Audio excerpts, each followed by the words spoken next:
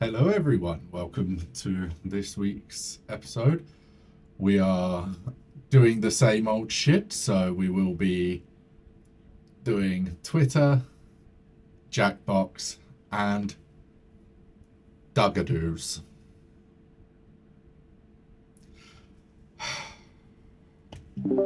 Hello, my beautiful crew. I'm gonna Duggadoo myself in.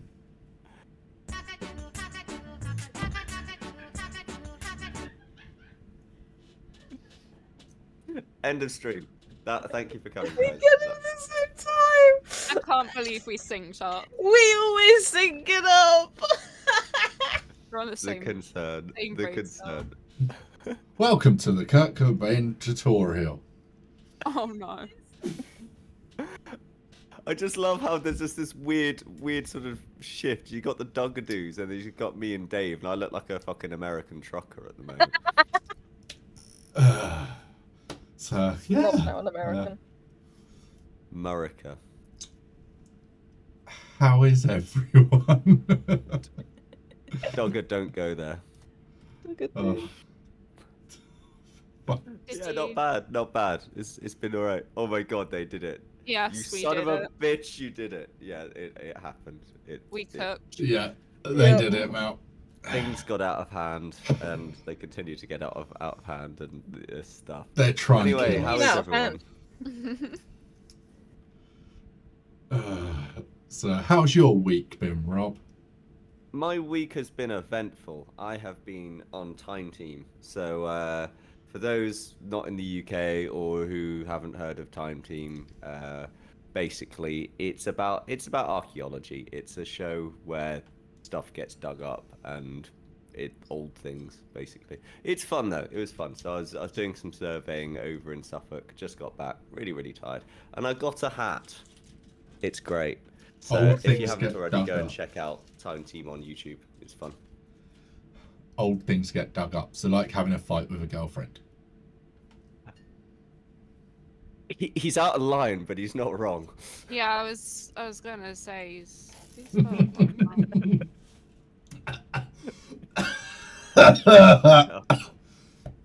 Have you noticed the Duggadoo stopped as soon as you said that as well? Are we scared? I'm very scared. I'm watching that door behind you. Yeah, if I'm gonna die, it'll be from where the gun is. Yeah. I want to return to the frying pan. That was fun. Because I got a new frying pan. Oh no. So I have actually given Meg the old frying pan for Rapunzel cosplay. For murdering purposes.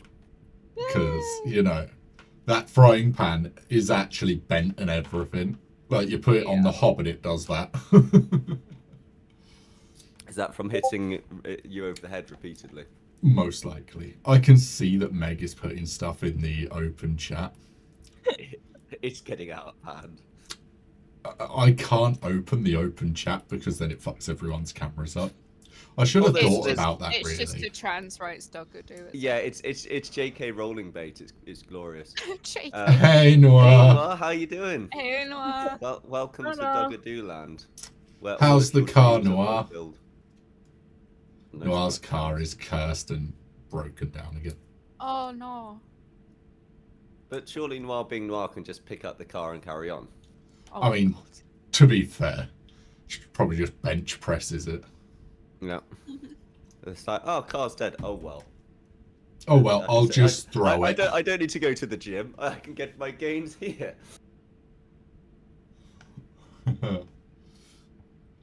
Right. Talk about it. That's fair. That's entirely valid.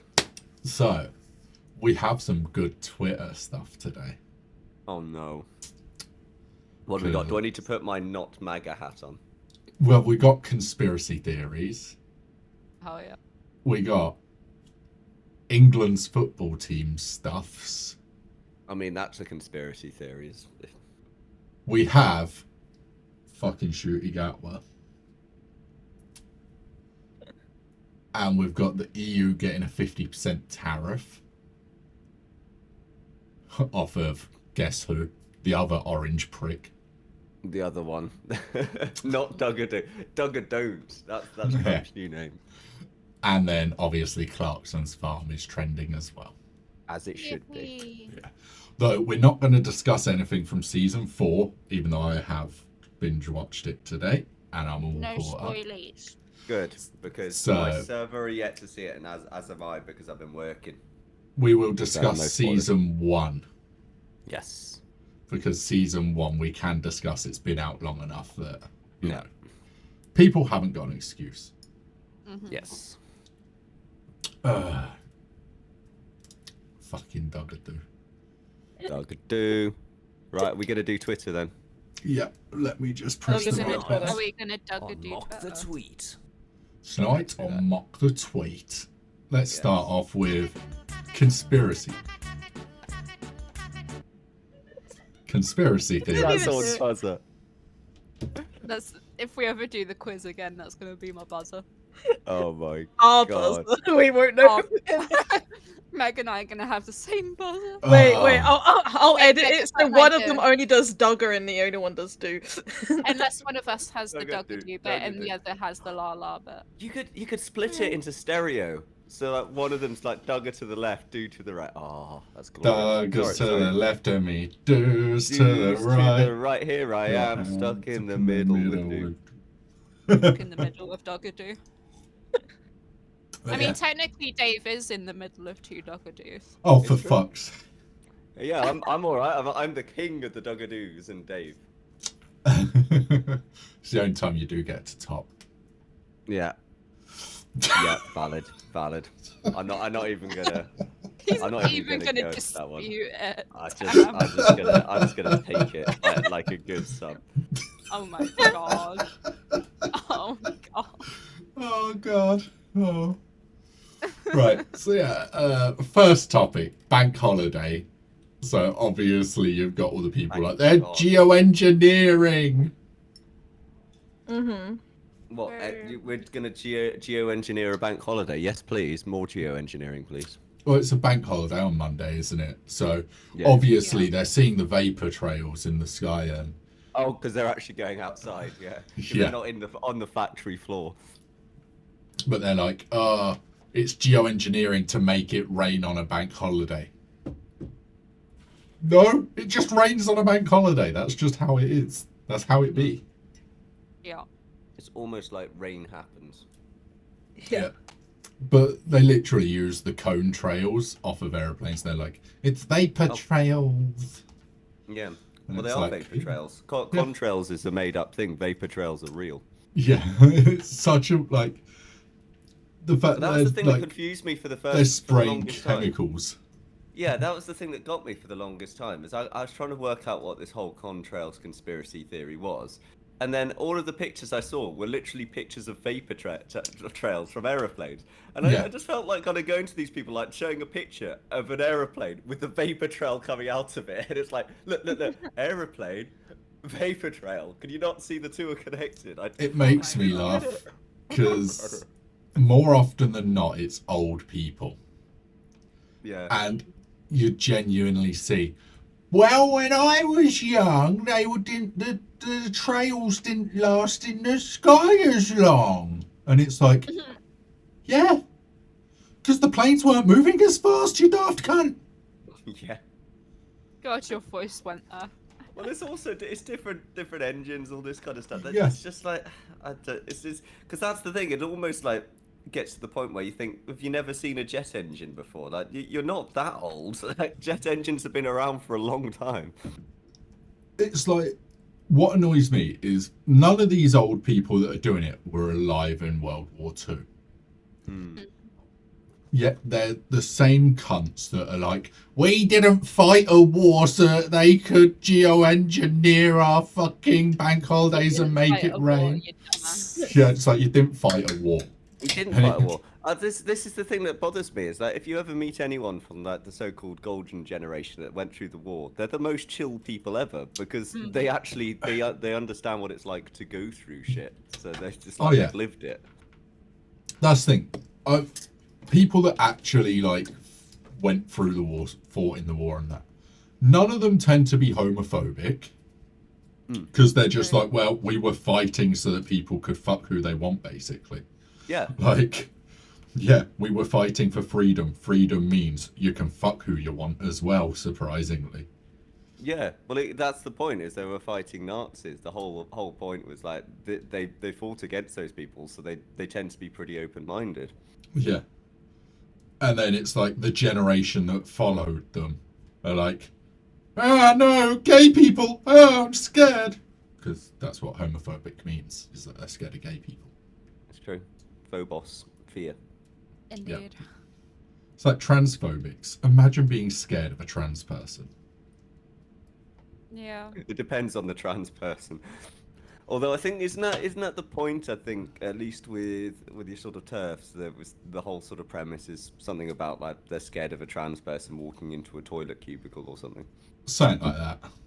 Yeah. Though pretty it's much. really funny. They got no problem with the trans men going into like a bloke's public toilet, and I'm sorry, but I'd have more of a problem with that because they're gonna walk in, and if they've got a bigger dick than me, I'm gonna be embarrassed.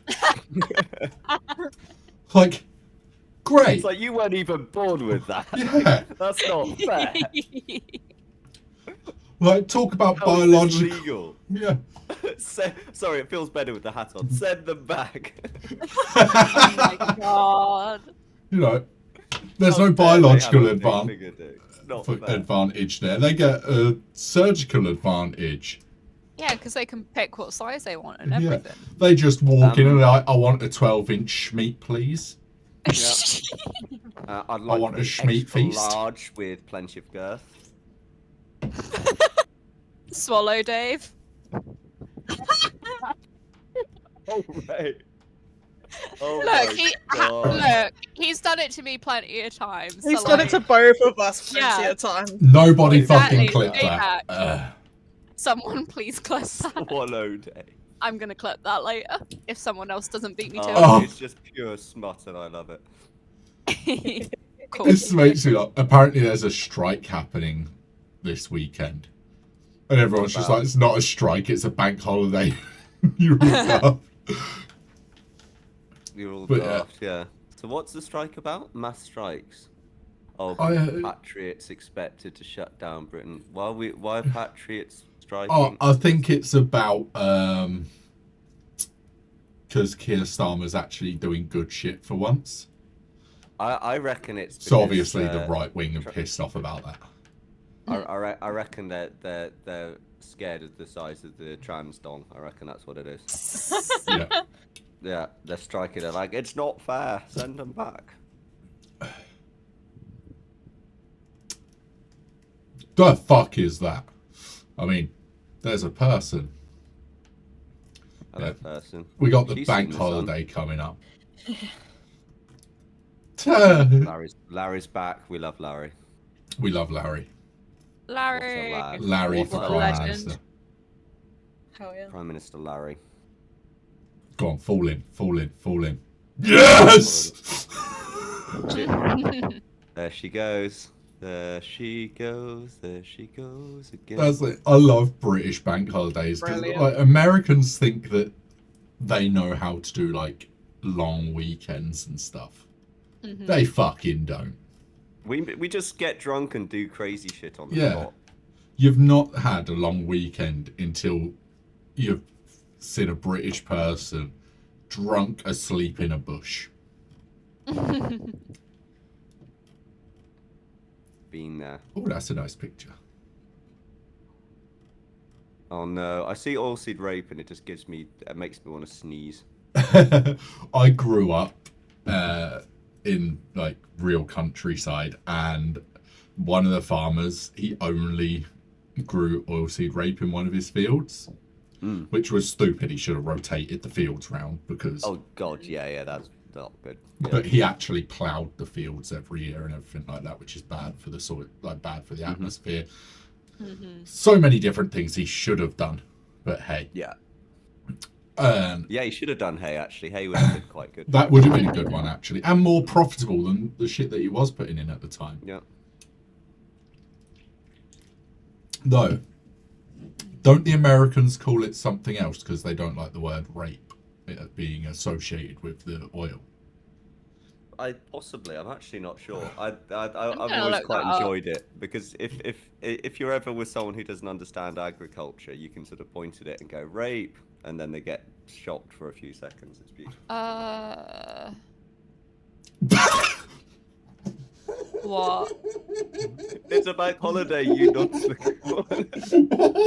Whoever that is, they're my spirit animal. Yep. That's beautiful. I doubt you'll hear a word from the mainstream media about it. I'm kind of curious. I really want to know what they think they're striking about. I'm just, what have I missed? What's gone on since I've been away? So this week, for those that don't know what Two-Tier Kia's been up to, he's basically been bullying Reform all week. Good. At PMQs, he was taking the piss out of Farage. Excellent. He's made a deal with the EU that's actually going to massively benefit us. But of course, all the right-wing people that have never given shit about fishing towns ever in their life are suddenly like, oh, you're giving up all of our fish for just so that we can use the e-gates. And it's like, no. What? E-gates? Oh, as in the quick access into EU, etc. Yeah. Right. Where, like, people that have actually looked into the deal, you know, intelligent people, have seen the fishing rights we've given actually mean now, yeah, the Spanish, French, and every, like, Europeans, they can come fish our waters. Right. They're paying us a fucking premium for it, though. Good. Like, basically, every ship that fishes our waters now, they have to go to the closest docks to defish, and they have to pay a set amount per ton of fish. So basically, we're making money off of the Spaniards. Yeah, so it's essentially, from what I understand of it, then it's effectively like a holiday accommodation. It's like renting out a holiday home. It's sort of saying you can use my facilities, gas, water, electricity, etc., etc., etc., if you pay us a certain amount for it. Yeah. Yeah. Which, it's great. We've now got access to the European Defence Fund, which is like 150 million or some shit that we can now, like, because since we left the EU, we've not been allowed to sell weapons to the EU. Yeah. We lost a lot of money there, which, again, fucking... So, I don't like the EU. Like, I don't like government, full stop. But obviously I understand it is a necessary evil in some things, but where we, like, taking control away from, like, certain things is just stupid. Taking us out of the EU was a good thing and a bad thing. Like, if it had been done right, I think it would have ended up being fabulous. But it was done wrong to start with because the government in power didn't want it anyway. So no, it's true. You essentially, you want it to fail because if it fails, it makes you look good because you're essentially saying, look, we warned you. But obviously the Tories for the last, since, what was it, 2016, the referendum? Since then, they've been saying, we can't make a deal with Europe. They're not willing to make a deal with us. Well, Two-Tier's been in, like, what, a couple 100 days, if that? Yeah, and he's already making headway with that. He's made a fantastic deal. Yes, there are some things, like, a lot of people aren't going to be happy about, like, the experience visa. But I kind of agree with the experience visa. Yeah. Under 30s can come over here and work. They're not allowed to bring spouses. They're not allowed to bring their kids. But they can come here and work and go into education. Yeah. But they have to be working. They can't just come over and do education and be like, oh, well, I'm not actually putting any money in your economy. Yeah. And on that visa, I was looking into it, they're actually taxed at a higher rate than we are. Well, I mean, yeah, that does make sense. Yeah. 'Cause, So yeah, not they have to nationals. they have to pay for a goddamn visa, which is expensive. I looked at it and is thank actually, God yeah. I'm never going to need to buy a visa because that's expensive. It's a lot of work as well to get a visa. Yeah. So they've got to pay for the visa, then they have to get a job. So if they pay for the visa first and then apply for jobs over here, if they don't get a job by the time their visa starts, their visa instantly becomes invalid. Or if they're not put into education by the time their visa starts, it becomes invalid. So they would get turned away at the border. Yeah. Damn. Because it would be, check, okay, oh, it says here your visa's invalid. They literally have to report who they're going to be working for and everything. Yeah. It's not like back when we were in the EU and you had, like, everyone just going, oh, I'm just going to go to England and get a job, or I'm just going to go to France and get a job like we used to be able to. Yeah. It's really strict, but they're going to be paying more tax, so they're going to be earning the same amount of money as us, but say they're working 40 hours a week like I used to, and they only get minimum wage. I was paying 20% of my wages out as tax, 10% as income tax, 10% as national insurance. They're going to be paying something like 25% just as income tax. I can actually see a slight issue with that, and that's because, especially if you do, especially with the lower earners who would be on minimum wage, even with the rises, it doesn't when you cover take into- everything. yeah, when you take into account inflation, it doesn't cover everything for a British national. So for a foreign national who's paying that extra in tax, they couldn't live here, what that'll do is that'll actually encourage what was one of the main issues for Brexiteers leading up to the referendum. Is that I'll start this off as, you can't blame people for doing this because it's an economically brilliant idea. Is if you're from a country that has lower lower GDP, you would migrate to the UK. You'd say work on a farm or something, do a minimum wage job for a few months, and then you come back to your home country and then spend that money at home, where you can get the money goes further. So that's, to me, that encourages that sort of thing to happen. So from a national point of view, it doesn't really make much sense. Essentially, you might as well just not have the tax. It does make sense, like, that they do that, which is one of the reasons the tax is higher, because even without the tax being higher, that still happens anyway. Like, yeah, you can argue for that. instance, I have two friends that are Polish. Both of them work full-time. They share a house over here. They don't spend a single penny that they don't have to over here. Yeah. And then, like, every 6 months, they go back to Poland and they're rich. Yeah. Because they're like, fuck yeah. Because the money goes further there. It just makes sense. Yeah. And the thing is, because they've been over here since before, like, we left the EU, they have rights to live here permanently now. As they should. So, as they should. Yeah. Which they should. Like, I'm never going to argue that they should have the right. They've been here that long. Like, it's only fair. But yeah, like, even people that, like, they're not even paying like a higher amount of tax than like me or you would. Like, they're paying the same tax and everything, and they're still doing the same. And I think you're always going to have that, no matter what. If someone's from a country that essentially money is worth more, like our money is worth more there, they're always going to do that. Yeah, of course they are. Like, I think with having the higher tax on it, it's also going to encourage people to have better paying jobs. But like, and that's Yeah, the problem with the because they would maybe be less inclined to get the lower paid job because they just wouldn't be able to survive.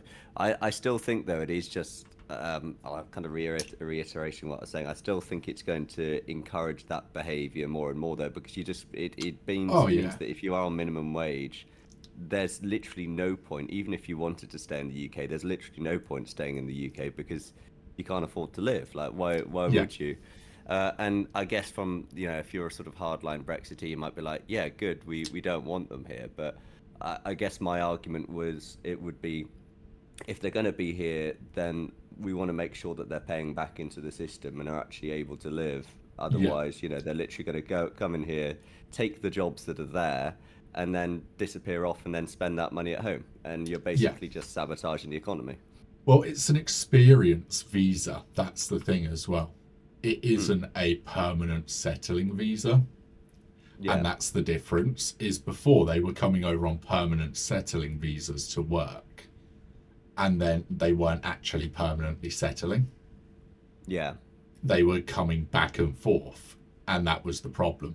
With this Right. visa, say like someone from one of the really poor countries comes out, manages to save up for this visa, which is going to be expensive anyway. Hmm. They manage to save up, get the visa. If they come over, work for, I don't know, 6 months, and then go back, they have to reapply for the visa to come back again. Right. Okay. Yeah, So that does kind of essentially, balance it out that's a going bit. to put a big stop to it, because they're going Hmm. to be like, oh, hang on. And it's also going to be affecting a lot of the asylum seekers that are coming over on the Hmm. small boats, because a lot of them aren't technically asylum seekers. They are like just immigrants. Oh, It's as in just, economic migrants. yeah. Okay. And that's the problem that a lot of people are having is, well, hang on, you're not from a war-torn country. You're just from a poorer country. Yeah, So, it's sort of bending what asylum means at that point, yeah. because it's not technically asylum. Yeah. And it's actually going to help us process the asylum claims faster having this in as well, because basically they'll be told, if you're from, there's going a whole list of countries where basically if you're from that country, you are not going to get asylum status.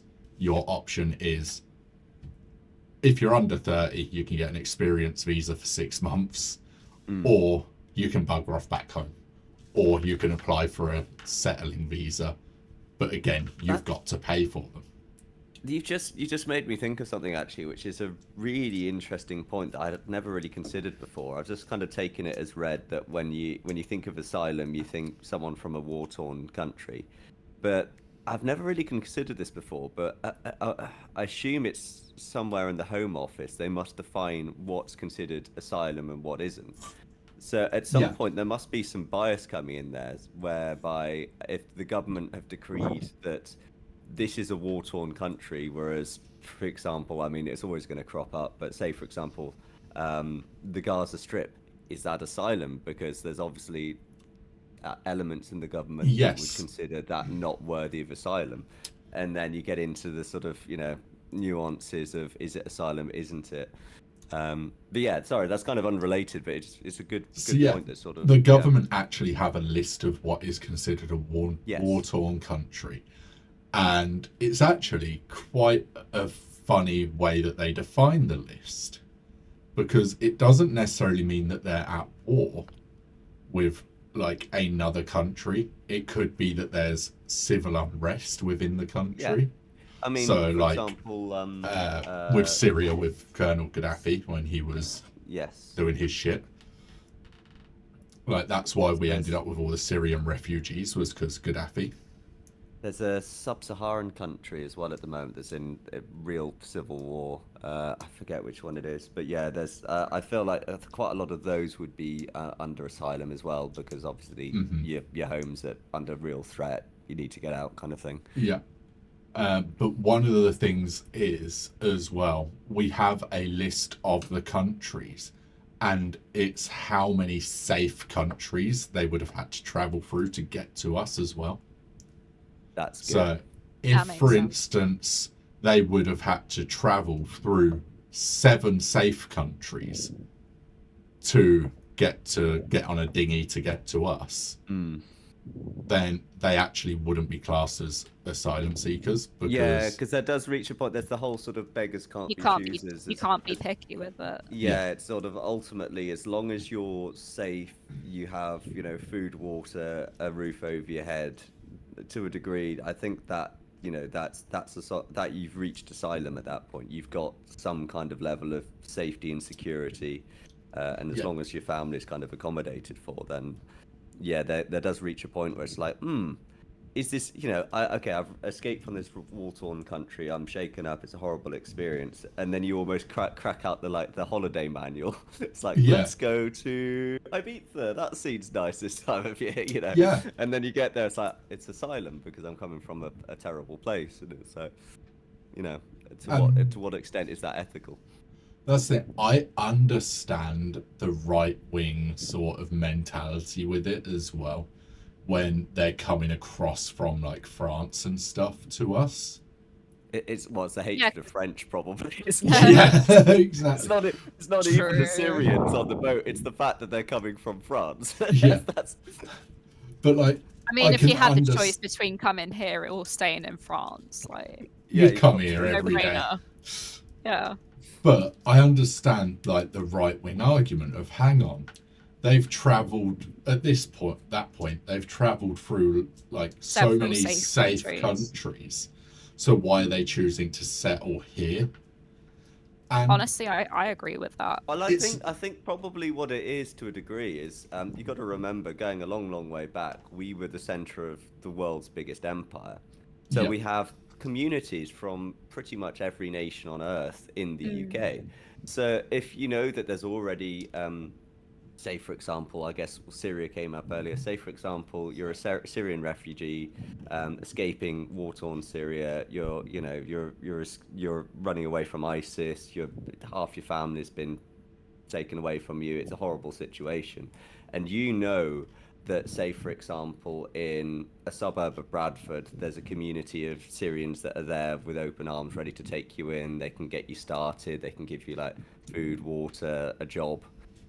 Then it makes sense. You can see why they're doing it, can't you? It's sort of you can see it's a known entity at the other side, because one of the scariest things about seeking asylum is not just the place that you're coming from. It's the place that you're going somewhere where you don't speak the language. English is a language that is, with the internet, spoken all over the world increasingly. I know a lot of Europeans now, the younger generation, speak English, whereas their parents and their grandparents speak little to no English at all, because they're all learning it from the internet, they're all learning it from TV. So it makes sense that you go somewhere. So if you're in France, most people are just speaking French, whereas if you go to England, it's like, okay, that's a language I kind of know. So there's all sorts of reasons. That's the thing. I can see the reasons of why a lot would come here. Because, like, and I also understand the legality of it.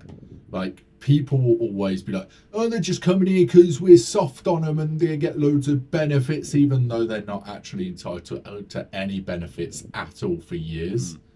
Like, unfortunately, we closed down a lot of our immigration centres because they basically were shit. And like the one in Dover, for instance, was full of black mold. Yikes. Yeah. So that got shut down. That's one of our main problems, is we don't have immigration centres.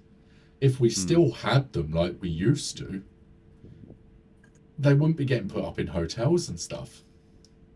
Blame the Tories. We're getting rid of the immigration centres. The Tories sold off our immigration, like the good immigration centres. The Tories sold off and literally got converted into like not even proper hotels. They got converted into resorts. Yeah. Because that way, by converting it into a resort, it can't then actually be used as a hotel for immigrants. Mm. And it's funny that it was the Tories that sold him off to people that back Tories and then wrote Yeah. the rules in regards to resorts. But Kind of it's funny almost that. like the general Tory policy is out of sight, out of mind. It's like if we Yeah. rewrite the rules and pretend it doesn't exist, then it's not a problem. We can just write it off the list. We can tick that box off. Yeah. It's always been the case. But it's like, I always see the argument of, oh, well, immigrants in a hotel, they get their meals, they got obviously they got food, water, and that. Why do they need money? Because we give them something like, it's so stupid. I've got to remember the exact amount, but it's a few quid a week. Yeah, I was going to say it's a really small amount.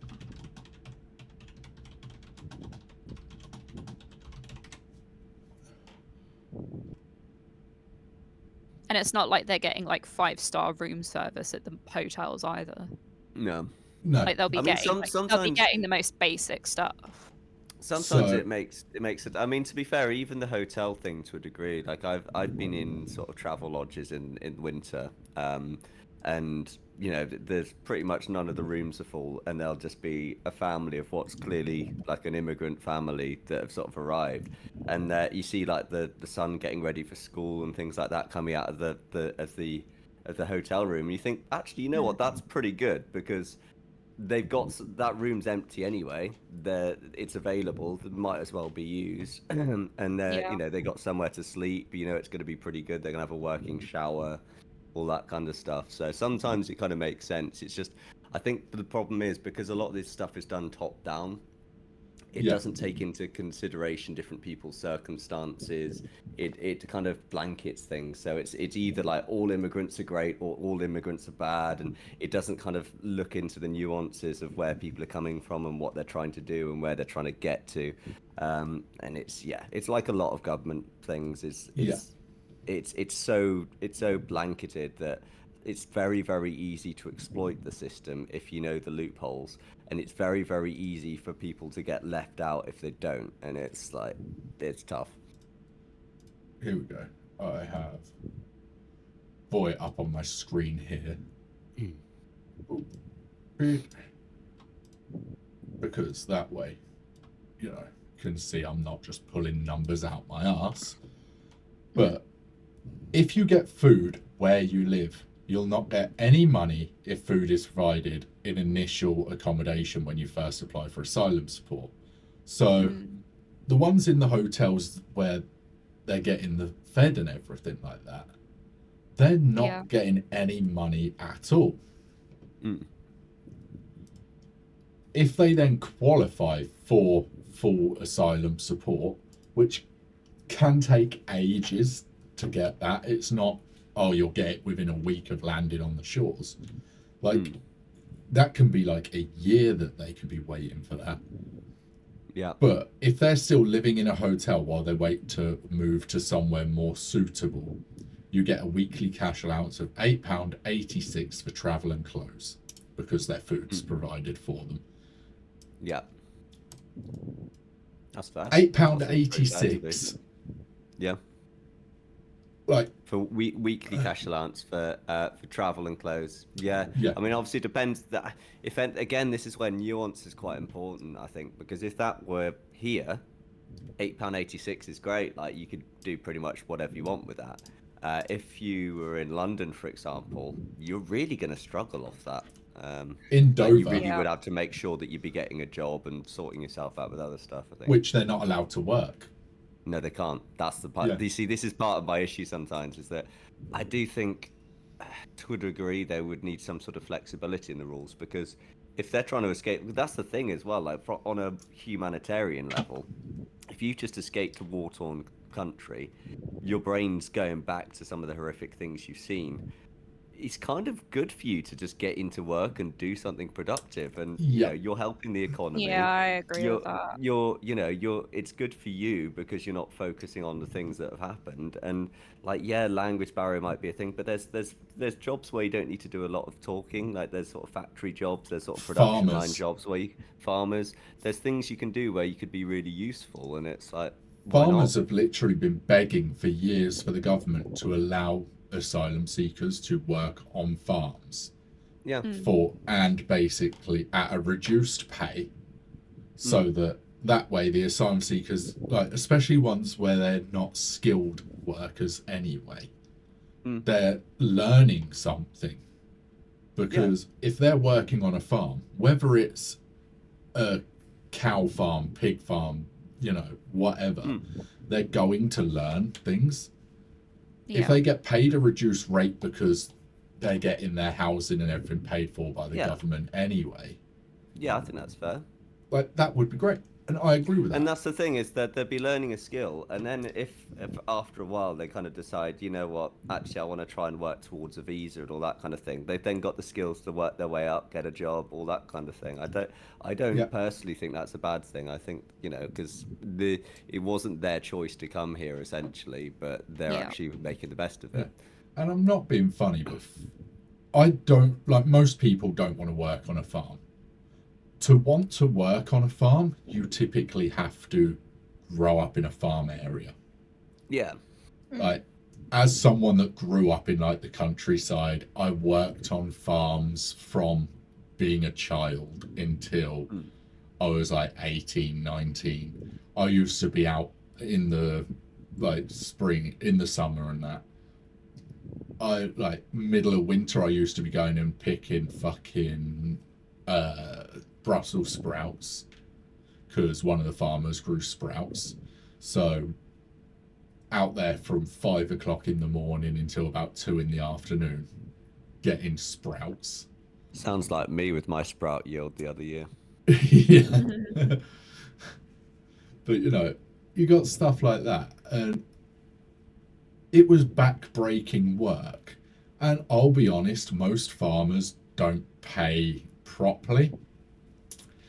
A lot of it's cash in hand work. Like, especially if there's a little village with a bunch of kids in near the farm. All of them kids get summer jobs and they're getting paid a couple of quid an hour. And they still do it now. Like, yeah, it's easy labour, and in rural areas, that's how things work in the UK. It's you cash in hand to avoid tax. Exactly, and don't fucking blame them. The thing is, because they're paying less, most British people are now going, hang on, the minimum wage is this. Why am I going to do this back-breaking work for like less?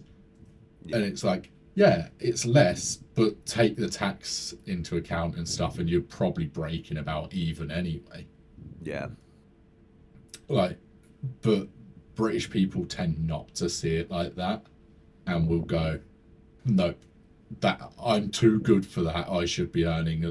I can earn more going to work in Mackey's or whatever. I think it's a bit of an American thing that's worked its way in, where sort of your worth as a person is associated by your wage kind of thing. There's that sort of ego kind of element, which again is funny because in America it kind of makes sense to a degree because you can do more with the money because you aren't being taxed so heavily. But I mean, the UK is famous for just horrific levels of tax, so it's sort of, you're not even seeing that. It's like I had it recently where I won't go into details because it's personal, but I was lucky enough to get a pay rise, and I saw the pay rise and my heart sunk because I knew I just got over a tax bracket. No. Yeah. So it's like, yes, I'm gonna see none of that. Yeah. Shit. That happened to me at the last place I was at. Like, minimum wage obviously went up. They put our wage up to be ahead of minimum wage. And it meant that I was then getting taxed a lot more. So I didn't actually, like, I'd have been better off on minimum wage. Yeah. And I was just like, what the fuck? Fucking ridiculous. Yeah, it's like reading this. Once they're in, like, a property where their food and stuff isn't paid for them. Do you know how much asylum seekers get when they're in asylum housing where they have to pay for their own food, their toiletries, clothes, travel, etc.? Barely enough, to be honest. £49.18 each a You week. see, this is the problem I have with people, is that Yes. I will be the first to complain about tax. I don't mind my money going on that where they can, a couple of asylum seekers that are having a rough time can just barely afford to live. That's, that's fine. Mm. But when you look at your fucking council tax and see that the £200,000 a year of local tax money is being spent on the police and crime commissioner to sit on his ass, Yeah. and then you're like, you know what? If my tax money has to go somewhere, at least send it to the bloody NHS and the asylum seekers. Like, it drives me insane. It 100%. really does. They also get extra, so they'll get an extra £5.25 a week if they're pregnant, which, being pregnant is expensive. Mm. Like, and I can guarantee the extra food that a woman eats, the extra, like, the random cravings that they get are going to cost more than £5.25 a week. Yeah. Yeah. Yeah. For a child aged between 1 and 3 years. So if you've got a kid between 1 and 3, you'll get an extra £5.25 a week. That will not buy you a pack of nappies. Mm-hmm. Baby under 1, you get £9.50 a week. So that won't even buy you powdered milk for your baby. So It's a that'll get you difficult one as nappies. well, because obviously we got inflation having an impact, and it makes me think that at some point they're probably going to have to look at these figures and put them up. But it's a difficult one because obviously with the current climate and the real dislike of immigrants, it's something that if it ever gets into the public eye, you're going to cause issues with people kind of misinterpreting it and then The cheapest I can find SMA, like actual, like the standard SMA is $12.99, and that's an 800-gram tub. So that would have to last you 2 weeks based on that, I think. How much was it that the allowance was? The extra was like £9.50. £9. £9, yeah. So that'd have to last like a week and a half then, if you had no other form of income, which they would struggle with because they don't have jobs. And then obviously Sell they've got drugs. nappies and stuff as well. Maybe they'd have to sell drugs instead so they can make ends meet. That's where it is. But yeah, obviously then they've got to buy nappies. How quick babies grow and toddlers grow. Yeah. Like, Jesus Christ, the amount of clothes that I donated when my youngest, when my 2 were young. I was literally just about to say that one of the things, and the Tories were quite open about this, was they basically relied on charity donations. So your your clothing banks and stuff. That's essentially how they're justified. Oh, the British public have got their back. So it's interesting. But literally, like, I remember me and my kid's mum going shopping one week. She was like, "Oh, I need to buy some baby grows, blah blah." I was like, "All right, cool, we'll grab some." Grabbed some baby grows. It was for Dylan. He was about 3 months old at the time, so it was like 6-month-old baby grows because he was a fat little cunt. Yeah. We put them in the drawer. We were like, right, well, once he's out of these ones, he goes into them ones. And he literally skipped that size. No. He literally just boom and skipped a whole shit. size because growth spurts. Yeah. So we then had to emergency go and buy like the next size up, and we had brand new packs of baby grows that they'd not even been opened. We hadn't even got them out to wash them or anything yet because we were like, well, you don't need them for another couple of months. And then he just straight past them. Straight past it, yeah. And it's like, you think if that's happening with like immigrant children, which is more likely to happen as well because they've gone from no food to nutritional food. Yeah, that's a good They're point. gonna whoomp. Like, it's mad. Oh, right. Next subject. We got Clarkson's farm. Tonight, Yippee! on Mock the Tweet. Because obviously, season Oh, the 4's out. fucking AI they use. Like, I Yeah. both hate and love this because it's done quite fun in a funny way. Yeah. Yeah. But obviously, this one's the funniest one because all the comments are like, why'd they not babyfy Caleb? Because Oh, is obviously, this on the yeah? Oh yeah, the fucking yeah. yeah, they're like, why didn't they use the They don't filter need on to. Caleb? It's already there. Babyface. But yeah, like Clarkson's farm, I will say, is doing amazing things for farming. Yeah, I I bet. agree.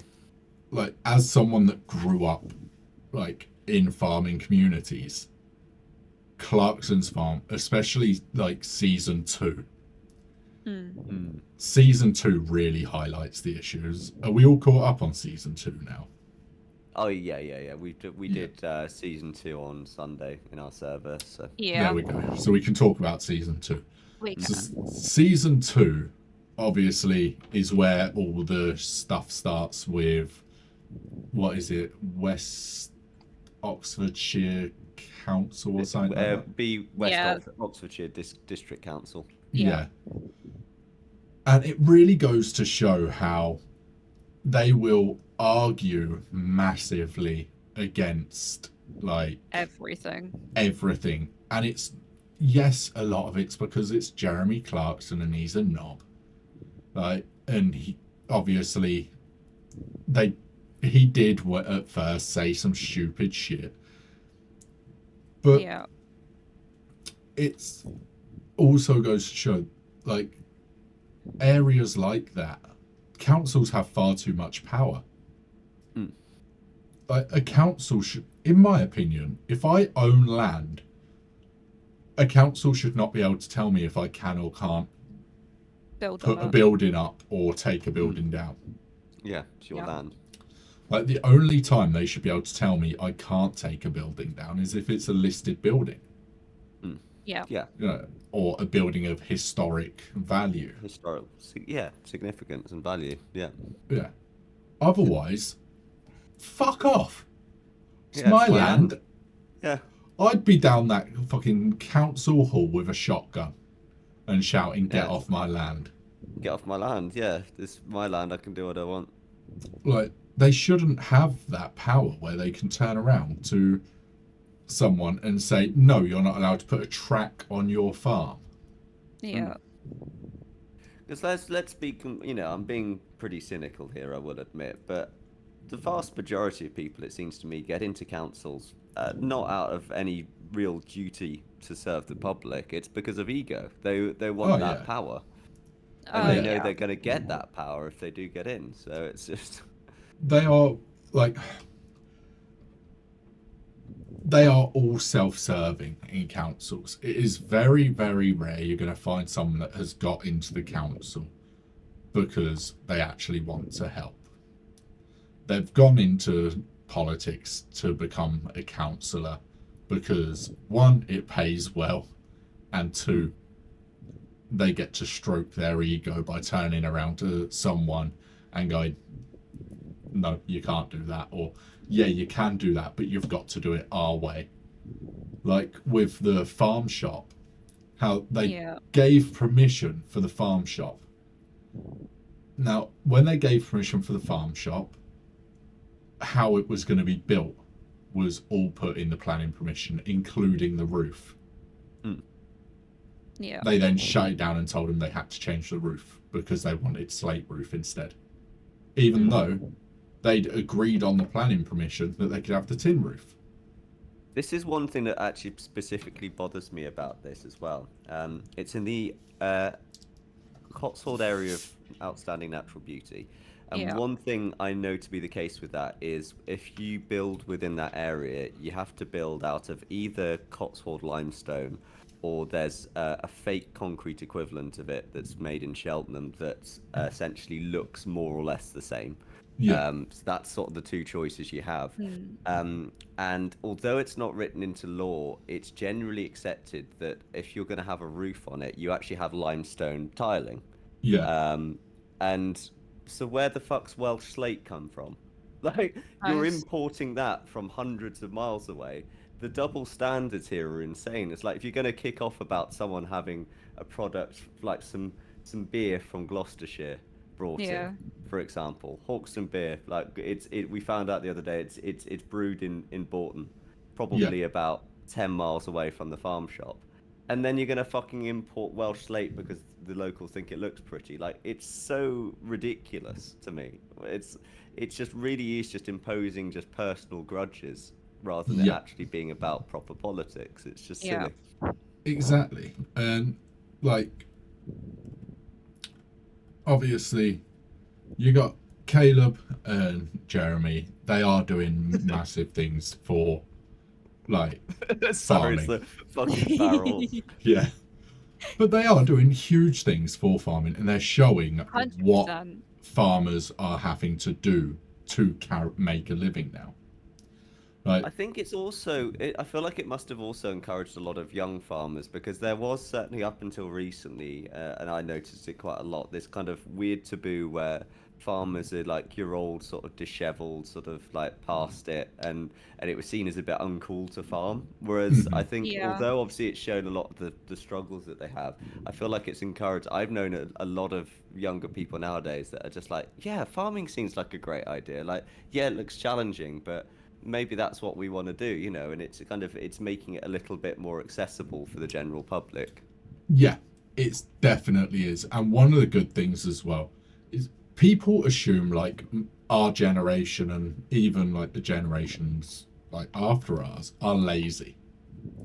They're not, but Mm. we've got nothing to work towards. Like, Oh, hang on, that's interesting. Sponsored by Morrison's. I mean, I'm not Ooh. surprised because if any supermarket's going to sponsor It them, would be it's going to Morrison's. it's either going to be Booths or Morrison's. yeah, Because they fucking love. There's one thing I do like about Morrison's is if like if you go into my local one, most of the vegetables and the produce there is grown in a sort of 10-mile radius. The problem with it being Morrison's, because it's a big supermarket, is ironically it gets sent to a depot probably down in Bridgewater and then comes back up. yeah, Supermarkets in a nutshell. Yeah. But yeah, it is quite good because you literally, if you look at, they don't even really advertise it, but if you look on the back of the packages, like I remember picking up some sprouts the other day, and I was like, wait, I know that farmer. I've literally worked on his field before, so it is Brilliant. good. It's good to see that. yeah. And that's the Sponsor me, Morrison's. like as I say, the older generation will say like our generation and that are lazy. We're not. We've got nothing to work towards because there's no land anymore in this country where you can go, okay, I'm going to buy that plot of land and turn it into a farm. Yeah. You turn it There's- into housing. Yeah, it'll be turned into housing before you get allowed to turn it into a fucking farm. Yeah. Yeah. Like, you just can't. Most of farms in the UK are owned by like one of three families. Hmm. So again, chance of actually going and buying your own farm are slim anyway. Yeah. And like jobs that used to be that like people like me, for instance, would have done. Chimney sweeps, barely a thing anymore. Mm. Yeah, when I was growing up, I literally learned how to sweep chimneys because I grew up in a little village filled with old people, and they felt like the old people had a falling out with the village chimney sweep. Mm. So my dad was like, fuck it. He went to a boot fair, bought some chimney sweep brushes and learned how to do it and taught me how to sweep chimneys. And I used to go around charging the old people a fiver to go and sweep their chimney. Nice. But I could, by the time I got a car and it would have been viable for me to be like, oh yeah, I'm going to be a chimney sweep, councils had started putting bans in on people using their own chimneys. Mm. So like, and houses are just built without open fires now. So that's a whole trade that's basically gone. It's the same with like blacksmiths. We've got very few actual blacksmiths in this country now because one, the trade is quite like it's not really needed all that much. Like unless they also do farriering, so like shoeing horses and stuff. But also it is very hard to get permission to run a forge because unless you're going to have a gas forge, you have to have special ventilation in that filters the smoke as it leaves the chimney if you're going for like a coal forge. Which, if like for instance, if I wanted to open a forge, I'd want to do a coal forge because then I could do demonstrations and stuff. Yeah. Like it would be a good thing. Like I could make fencing and stuff and sell wrought iron fencing and all that good stuff. But you could also do demonstrations to teach people how it used to be. But there's so much red tape now, you simply can't. There's so many of the old jobs that are just gone now because they're either all the regulations or the health and safety shut. Or because old people have simply gone, we don't need it anymore. Like people forget, like old people will sit there and be like, when I was young, we used to have paper bags and we'd put paper bags around our books and it's like, okay, who got rid of paper bags? Weren't my generation. This is the thing that always blows my mind as well, is that people go on and on about how we're getting more sort of eco-friendly and we're getting rid of this packaging and we got paper straws rather than plastic straws. And then if you talk to like my grandparents' generation, like basically everything they had was in like tin foil and like little wooden Tupperware boxes and stuff like that. And it was only really during like the 70s and 80s that everything just went plastic. It sort of is. If anything, we're trying to get back to where we were back in the. Be right back. Just running to the toilet very quickly. Keep everyone entertained. It's all good. So it's just crazy to me just how we're effectively just going back to a time that we're in before when it didn't even have to go this way. It's just insane to me. But yeah. So where were we? So I forgot actually what point we were talking about. Where's Dave's screen gone? What were we looking at? Oh yeah, Clarkson's farm. So we deviated quite a lot from that. But I think part of the problem, and it's going to be quite a long way to go back to it, it's just the fact that everything's kind of globalized. So even with the Morrison's example, I love Morrison's. I think it's a great supermarket by supermarket standards. But as I pointed out, they're still shipping their stuff a long way away to then come back a long way away. They're still importing things from abroad. And I think until we get to a sort of a world where it just normalized to essentially go back to the 30s and 40s, where if you wanted something, you go to your local farm and pick up some eggs. You're never going to really kind of get away from that. We literally live in such a global world, and that can be a good thing and a bad thing.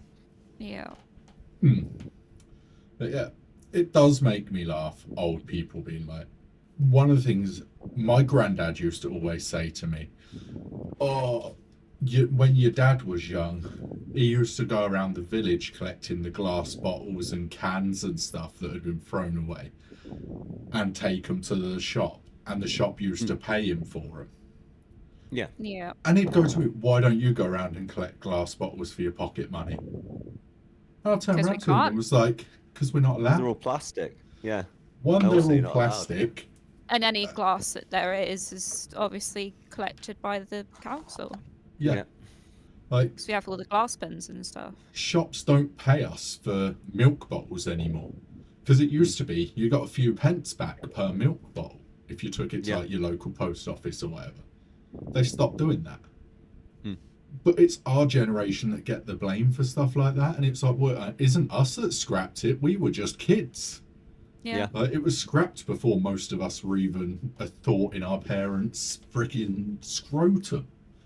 Yeah, I think it's like a lot of things. These are sort of very slow, insidious things that just take over. It's the kind of like, oh, they're not looking. We'll distract them with this other news headline while stripping this thing away, and they'll kind of do it under the guise of, oh, it's better because it's safer. It's da da da da da da, and it's never about the little guy. It's always about sort of taking away these things and just Oh, making yeah. sort of basic things more difficult, and until it's gone, and then people get all nostalgic and go, oh, what happened to that? And it's like, well, you let it go. See, a lot of the stuff like that as well, essentially, it went because older generations had spare money and were investing. Like one of the reasons plastic became so used with everything is older people had more money. They were investing it in the oil industry. Mm. The oil industry was booming at the time, and oil started being worth a hell of a lot less, so people were losing money. Yeah. Plastic was a byproduct of making oil, so they found uses for it. And then every company was like, well, if instead of using wood, we use this plastic stuff, which we can make our packaging cheaper with this rather than wood or glass because it's easier to use. Like, it doesn't have to be made in a special furnace or anything. Like, basically, making plastic is quite simple compared to making glass packaging. So that's what they done. So that way, it inflated the price of oil so that that generation made more money off of the oil. Yeah. So they pushed for everything to be plastic, and now they're blaming the younger generations for everything being plastic. Yeah.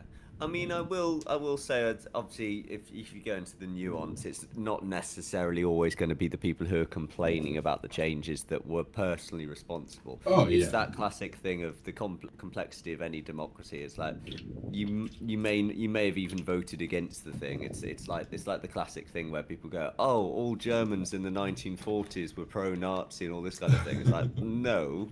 Like, plenty of people were actively Yeah. fighting against the Nazis and who were German. So there is that element as well. The where problem obviously, is you had what I like to call the silent majority back then as well, where yes. unfortunately the ones that didn't have money, that they still benefited off of a lot of the changes that happened at that point. True. But they were too like, oh well, we'll just keep our heads down and not say anything because if we do say stuff, it's going to disrupt things. Not realizing that if all of them had stood up and went, actually, we don't want this to change, Yeah. there would have been enough Something would to have happened. stop it changing. It's the classic thing of like it doesn't affect me until it does affect me, and then by the time it does affect me, no one's there to stand up for me because I didn't stand up for anyone else, kind of thing. Yeah. It's like it's just kind of slowly watch it happen to other people. It's a why very I human vote. nature thing. Like, Yeah. Genuinely, it's why I vote, because I am of the opinion if you don't vote, you're not allowed to essentially be pissed off at government because you had your chance to have a say. Whether Yeah. what you want happened or not is irrelevant. Like, Yeah, you the could point is throw you your vote. vote away and vote for Greenpeace if you want. You've Yeah. still voted. You still actually contributed in some way. Yeah. Like, and the way I see it, if you don't vote, you're saying I don't care enough to go out and vote. So then why should you get the benefit, essentially, of being able to be like, I hate the government because they won't give me more money? I guess just to put a sort of counter argument across, I guess there is the sort of element. If, say, for example, like I'm trying to think of an example. If you were literally anti the very specific constitutional monarchy we have, to the point where you think, well, actually, I'm anti-voting, so you then don't vote. then you could argue, well, it's a bit like that, because the classic sort of capitalist thing is where you would have a go at a communist for being like, well, you're contributing to the system, you go to work and things like that. How can you possibly be anti-capitalist if you're using capitalist things to get your point across? Yeah. So there's that on the other side. If you think of it from like a voter's perspective, you could argue that From that's that essentially a perspective- communist practicing what they preach, Yeah. for example. From that perspective, I'm in agreement. If you're completely against government, then don't vote, because essentially you're likely not going to vote in a way that's going to do any good if you are voting anyway. Or do what a lot of people do and deface your vote, your ballot. Or the ballot, yeah, because then at least it gets seen, even if it's not by anyone important. That's a valid thing. Is it can be if you are that way inclined, spoiling your ballots a good one. There is actually I just can't remember. I know a lot of people draw dicks on them. Yeah, there's that, but there's also like there was a while back, a few years back. I think it's no longer a thing now, but there was like a spoil ballot group where basically they were formatting. They encouraged people to spoil their ballot in a very, very specific way, so that according to a very small loophole in the in how the voting works, it meant that each of those ballots actually had to be registered. Yeah. As a spoiled, as like specifically as a spoiled ballot, because it wasn't a defacing of the ballot. So if you draw a dick on it, it's that is unless defacing. you do it a certain way, it's defacing the ballot. But Yeah. it was essentially counted itself as a separate category that then had to be logged, so that when all of the sort of votes came in, it's sort of like this is a separate I believe thing. they had think to they've write closed- something specific on it. I think they had to Yeah, write something because like it was. I did it I once. had It no was. faith in the above or something like that. It was yeah. So you put like a line through all of the boxes, and then I think it was I forget what it was, but I believe they have closed that loophole up now though, because the government don't like you to do things other than what they No. want, But which is always the way. if you But deface that the is ballots, they are still counted just as defaced or just as a spoiled. separate. So Exactly. There's also the whole stratagem that I as a libertarian have, which is basically just play the parties off each other. Yeah. So if you see one getting a bit too big for their boots, just take them out by going for the other party, just so that they can't get too comfortable and impose yeah. too many rules. that's the thing. Like, I think we should vote every year. Get them back. Like, give them a year. Yeah. You watch, they'll soon start fucking bucking their ideas up. Like, sure, it'd be annoying having to take a day off work. Yeah. But, you know, one of the big problems with government is, like, with Keir Starmer, for instance, he's been in, 100 and odd days now. Like, Yeah. the first half of him being in, he fucked the country, basically, and was just all things that people got really angry about. Now he's doing things that people are getting happy about, but people are already angry with him, so they're not really looking at it as good things.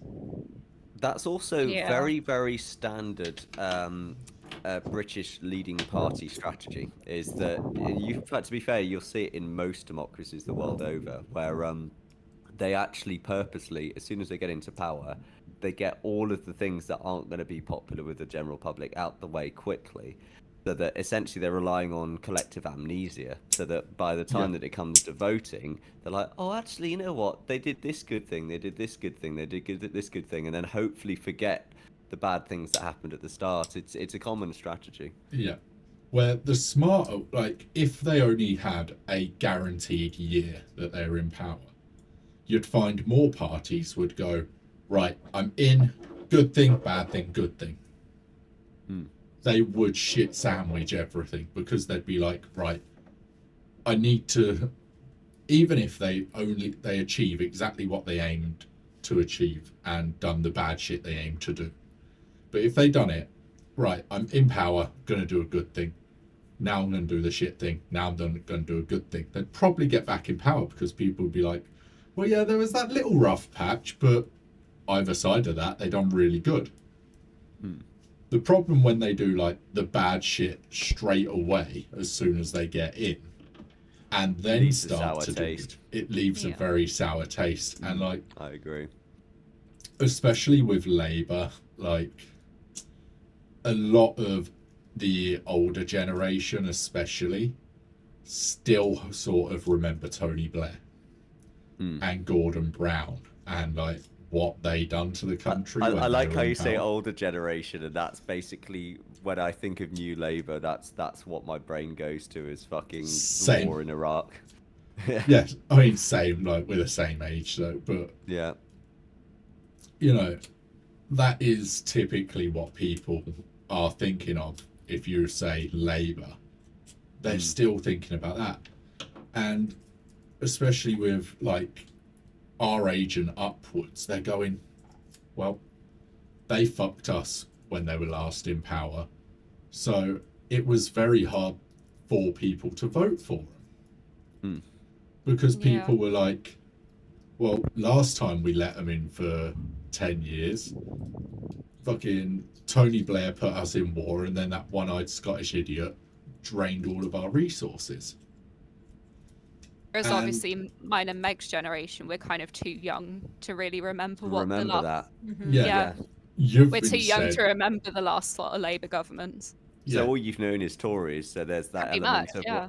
so at that point you're like, well, anything's better than the fucking Tories because that's all we've known. Yeah. I think there is an element as well, like thinking back sort of through the years of the different parties I've seen in power or having influence.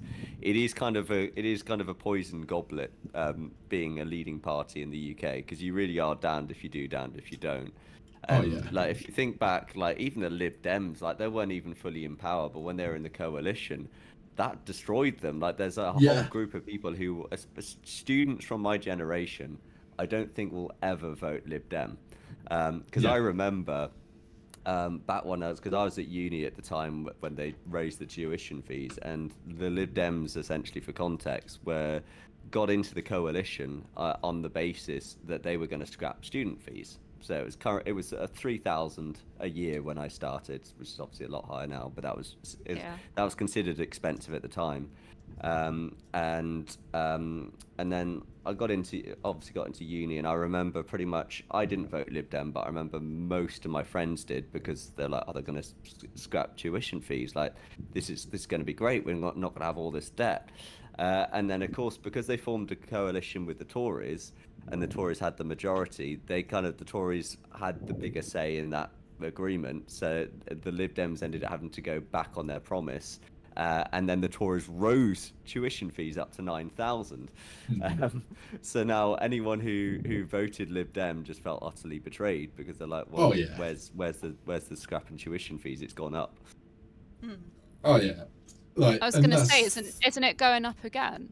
Yeah. Oh, The probably. tuition fees? Though, It almost doesn't matter at this point, because it's so unaffordable that no one's. This is the weird thing I find with tuition fees, is no one unless you're like an Eton grad with a whole wad of trust fund money behind you, no one can afford to pay it off anyway. So why even Yeah. have it? Yeah. Like you're just Yeah, going to take out a loan you're so- never going to pay back. Yeah, so it was 9,250. It's now gone up to 9,535. My tuition fees, as I said, were £3,000 a year, and I Yeah. don't think I'm ever in my lifetime going to pay that off. It's just going to be there. It's just going to Yeah. be a loan that will never be paid off. So why even worry about it at that point? It's just a number. It's just dust. I wonder what the Speaking of- statistic is for like how many people actually pay off their student very, loans. very low. Because the thing is with that as well, because it's just sort of sitting there as a loan, it's then a tax on the government. The government have Yeah. essentially taxed themselves, because they're not going to see any of that money back. So it's just like what you're effectively paying for the universities. Like what you'd almost want is to force the universities to make some form of income themselves. I mean, they're never going to be able to fund themselves, because they're huge academic institutions, and they're paying for lots of like specialist degrees, and that's all important. You know, if I think about a lot of my sort of archaeology lecturers, if you look at it from a purely very Tory economic perspective, what are they contributing? Absolutely nothing, but they're contributing a lot culturally, and that's not Yeah. something that you can really sum up in monetary terms.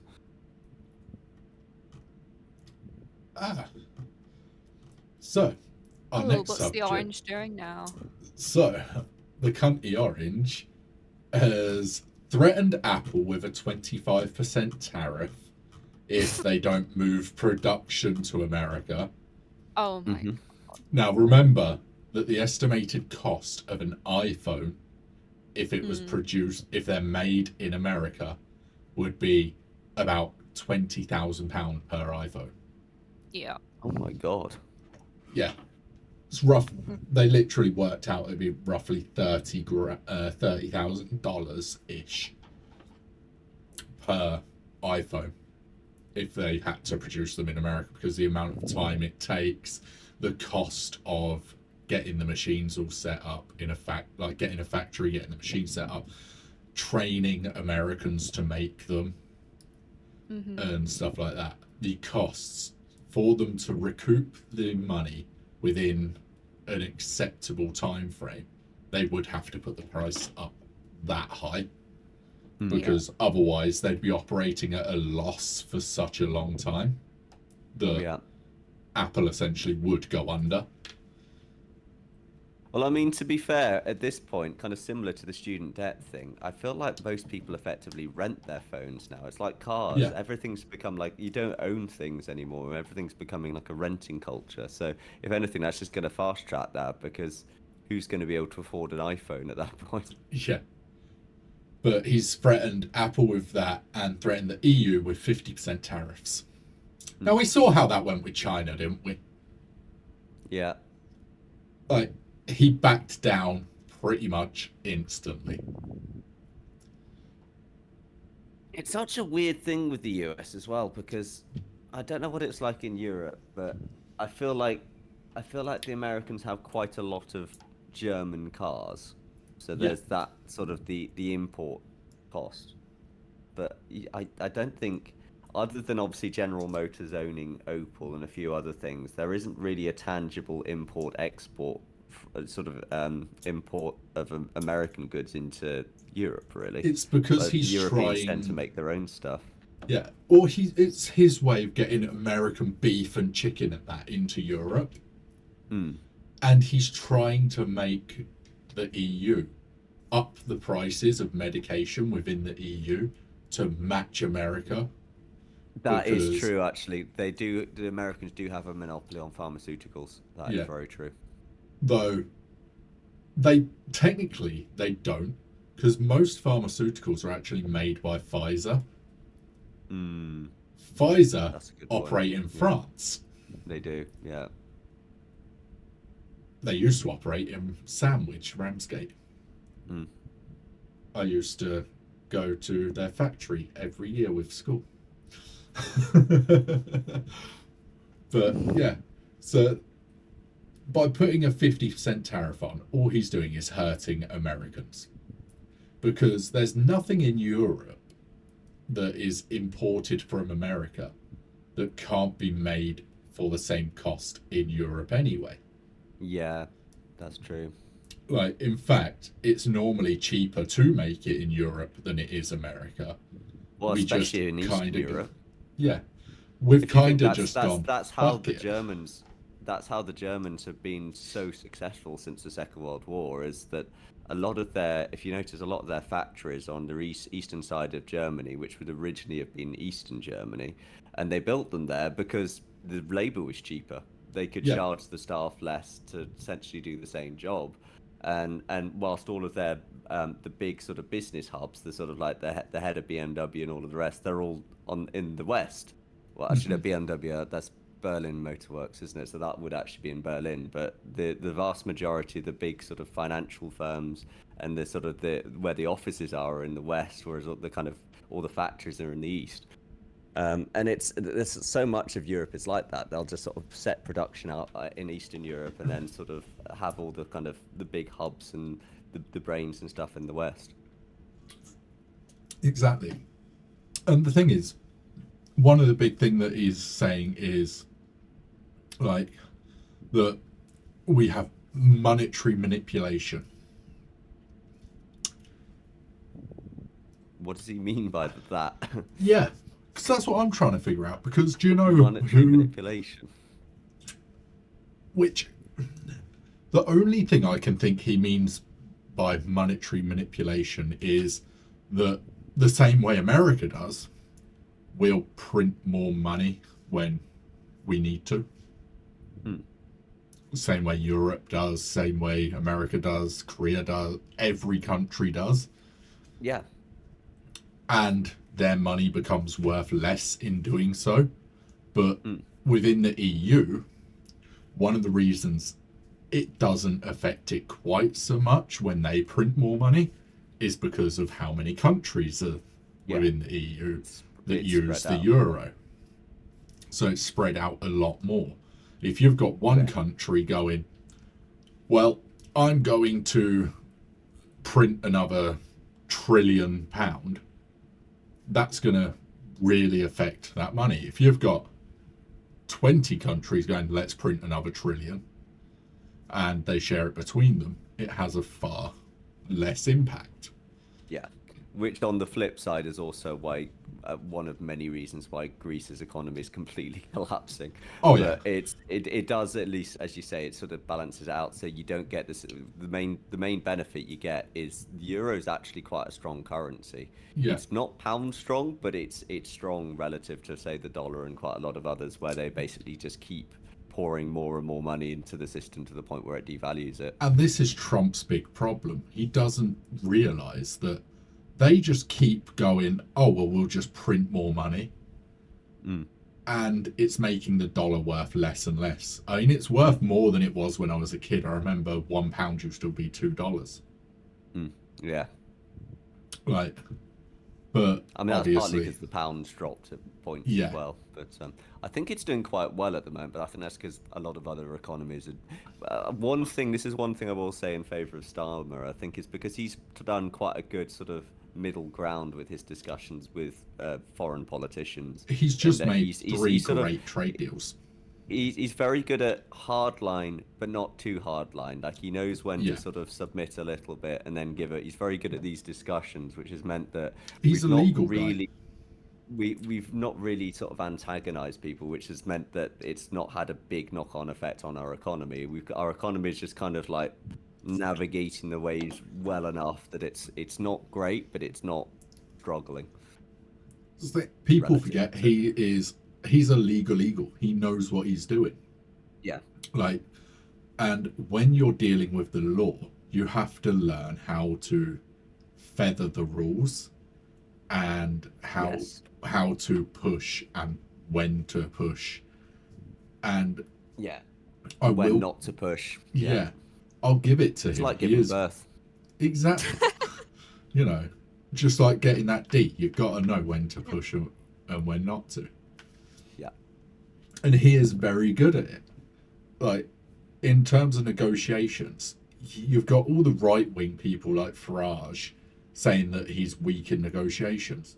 Well, how come the deal that we got with the US, we're the ones that came out on top of that deal? The deal we just made with India, we've come out on top of that deal. Yeah. And the deal we've just made with the EU, we've come out on top of that deal. Because the thing is with Farage and Boris is that they will go into deals with, we're taking this or we're leaving this. And then Yeah. quite often the other party will be like, well, this isn't in my favour, we'll leave it then. And that's the end of the discussion. Like, Yeah. one thing you need out of sort of serious discussions like that is you always need to give a little bit. You don't want to just go Oh, yeah. flat out with like, we're not even going to accept any sort of bargaining chip. You don't want to be pushed over, but you also want to make sure that they've got something that actually entices them into the deal. Yeah, exactly. And like with, for instance, Trump, where he keeps doing this, if they don't bend, then we're going to tariff them.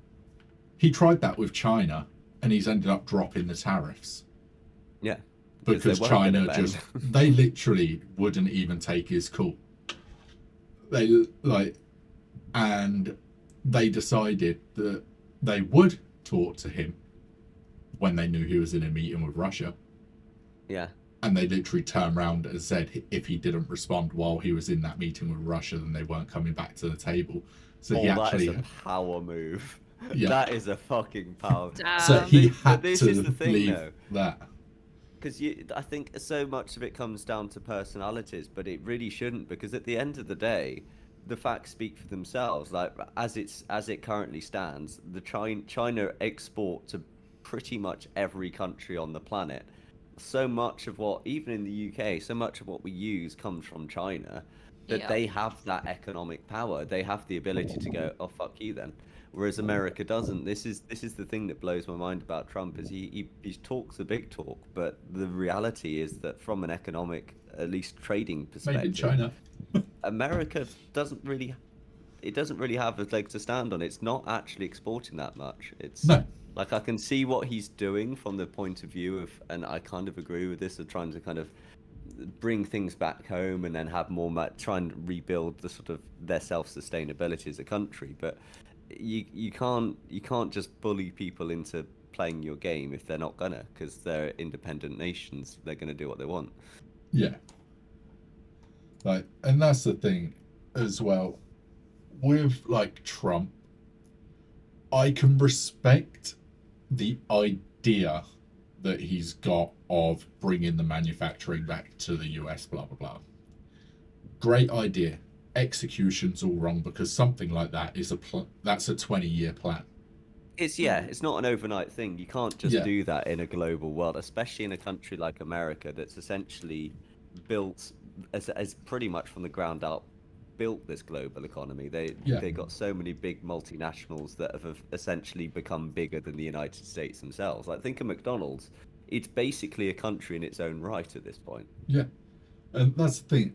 The way he should have done it, if he wanted to encourage manufacturing to come back to like the US without causing all this friction, is going, okay, so I'm not going to tariff China. I'm not going to tariff Europe and that because that's stupid. Because that's just costing the average American more money. Instead, what I'm going to do is if you manufacture within America, your staff will pay less income tax. Suddenly, you're going to have a lot of people going, make shit in America. I want to work in your factory because I'm not going to pay as much tax. Like, or literally, because obviously you have like sales tax and stuff there. He could literally say, if you work for a company that manufactures only in America, doesn't have manufacturing in any other country, then you get a tax credit, I guess, would be right. So when they do their yearly taxes, they put their company down, and they get, I don't know, a 10% tax credit. Yeah. One, the companies themselves are going to benefit from the tax credit, so they're going to be like, we're paying less now. This is great. Yeah. The workers aren't going to be paying as much tax, so they're going to be happy, which means they're also going to have more money to spend. The more money they spend, the more tax they actually pay in the long run anyway. Yeah, exactly. And the stuff's going to get made in America. Yeah. Which means they'll also be exporting as well. Yeah, exactly. And you obviously got the environmental advantage of that. It's good for jobs, etc., etc. Yeah. Yeah, honestly, that would be how I would do it as well. And I know there are similar schemes in the UK that have been trying to do that sort of thing as well. British Although Steel. I do think our culture, I don't know if it's just years of globalism, but I think our culture just seems to be better suited to that. Like if you look at the success of things like farm shops, even before Clarkson's farm, there is just this kind of real culture, this kind of nostalgia that probably goes back to your your grand saying, "Oh, we had milk bottles and all this." I think there is just that kind of weird nostalgia that Brits have for just kind of locally produced things. Yeah. That in the States is just there's less of that for some reason. I In don't the know States, it's always been, oh, look at this, it's exotic. That means it's posh. Yeah, It's from a yeah, different you're probably country. right. That means it's posh. Where in most of Europe, to be honest, like including us, it's, oh, that's from a different country. Why would you buy that? If it breaks, you've got to go to a different country to get it fixed. Yeah. Well, I think there's also with Brits as well. I think I saw something the other day, which is a really good summary of just sort of the British mindset and the American mindset. Is obviously is a huge generalization, which is for better or worse, Americans tend to be aspirational. So if someone kind of turns around and says, "Hey, I've got this huge salary and I'm doing really great, and I got a big house and a wife and kids, I'm doing great." Like most Americans would be like, "Yeah, nice one, bro. You're doing really great for yourselves."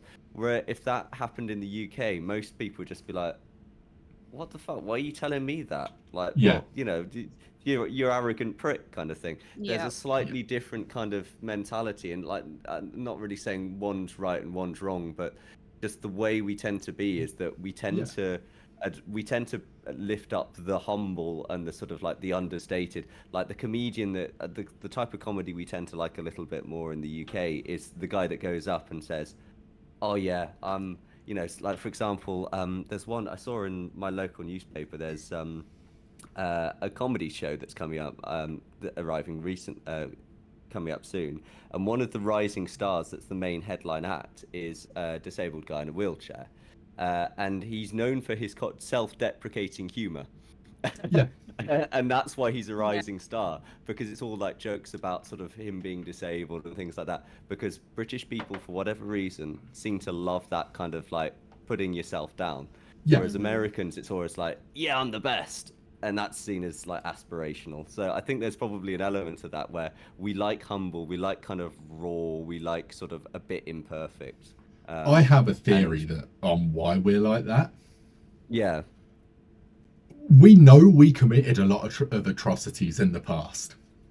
Possibly that. So we kind of like to go, yeah, we fucked up, sorry. Yeah, It's that makes almost a lot become of part of. I think you're right. It's almost become part of our identity, isn't it? Yeah. It's like when you kind of consider what's sort of almost patriotically British. I think this is why this whole reform thing is a little bit alarming to me, and kind of feels. I always go on about like being. I would consider myself quite right wing and quite patriotically British, Same. and I hate reform with a passion. I'm Yes. happy to go on record as saying that, and that's because I find them a little bit uncomfortably American. It's very like flag wavy, which I'm fine with waving flags, but I think my idea of Britishness is a little bit kind of like not ashamed, but a little bit sort of self-deprecating and a little bit meek and a little bit humble, and their kind of version feels like a sort of very pseudo Britishness to me that just feels like a bit like it's a bit like, you know, when your kind of American mate walks into the room wearing a load of British flags going, "Hey, I'm drinking tea, I'm one of you guys now," and you just feel a little bit like, ugh. Like Yeah. it's that kind of you can't sit with us. It's like it's sort of that. Oh, yeah. God, I don't know you what it slipped is. straight into Valley Girl there. I've got Yeah, pee again. you can't sit with us. But yeah, we are Oh my not built for gosh, that. you're not real British. Go away. God. I don't know what it is, but there is something to that. It's interesting. It's a weird culture, British culture. It is. But where would we go with that? I always lose my I'm train not- of thought where I'm Dave not goes. I sure. don't know what it is. I Brain think empty. I think it might be time for a little bit of Yeah. I kind of like have the thing with it of, Massive knockers. Keep going. I'm going to kill them. What's the Dugga do? We lost the Dugga do. Good. Massive knockers. Testicles. Massive knockers. Ha! Silenced them. Massive knockers. Sorry. Oh my Meg, that's enough. You're Dugga Right, we're doing my deporting edit. Meg. Oh. But yeah, like the way I see it, you can't take over most of the known world, give it all up, and then sit there being like, "I'm the greatest," True. which I think we I kind often of did. feel as well, like, and this is probably a very sort of naive way of looking at it, but I often think of America as almost like our sort of slightly impressionable younger brother. Like they haven't got to the sort of Yeah. like Brits tend to be a bit jaded. There's that whole sort of like, oh, we've lived that shit. Yeah, you don't want to do that again. We fucked up. Yeah. And then Americans tend to be a little bit on the kind of the earlier on the curve. Like they're getting to that point, but they're still on the kind of like the rise of like, yeah, we're the greatest, and then they're gonna hit a wall and they'll end up miserable like us. Oh yeah, like that's the thing. They will end up miserable like us, because let's face it, you do. I think that's why it's odd to me that reform's demographic tend to be overwhelmingly people over certain ages, because to me like that their mentality just seems very naive to me. It seems it's almost like, again, I guess it's because like we were saying before, they're not that the actual war generation that have lived through that shit and gone, oh Yeah. shit, we probably shouldn't do that again. They've not had that, so they do have that little bit of naivety of like, yeah, we shouldn't be ashamed of this, we should be proud.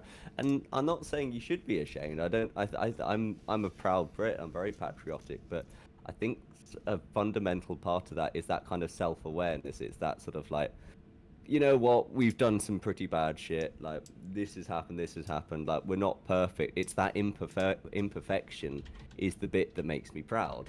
Yeah. And I'm seeing all these people going, we're perfect and we should be proud of this. It's like, no, that's not the point. Like that the point is we're not perfect. That's why we're good. Like that's the good thing about it. You're seeing the goods and the bads. It's because nobody's perfect. Like no country is perfect. Exactly, and like it's one thing that always has put me off America is their like, oh, we're the best, blah blah blah, because at the end of the day, no country is the single best. No, I was gonna It's say not. like every country. How do you define it? Every country's got like their dark history and shit.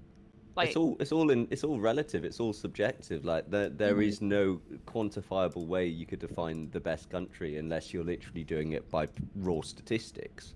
Yeah. And like again, how would you do that for yeah, how would America? you I guess define it? it's got the Like- biggest military. Maybe is that the best? Like is that something to be shouting about? Who knows? But I think you could define it, but it would have to be very specific, quantifiable things. And then if you're doing it by that, like, what does it even mean anyway? It's all just stuff. Yeah.